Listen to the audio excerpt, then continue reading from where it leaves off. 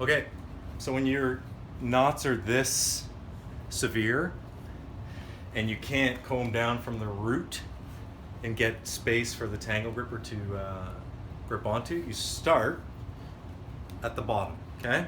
So just clamp the hair, make sure it's all inside the gripping tracks, and begin to comb, okay? And it's that simple. So all you do is keep working your way up the head like that and continue to comb.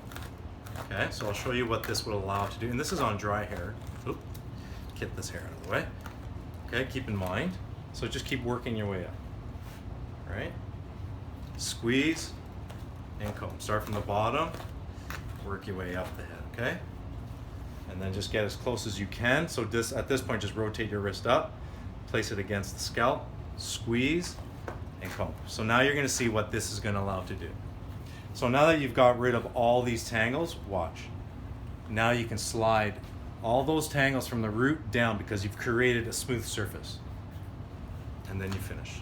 See? Gone.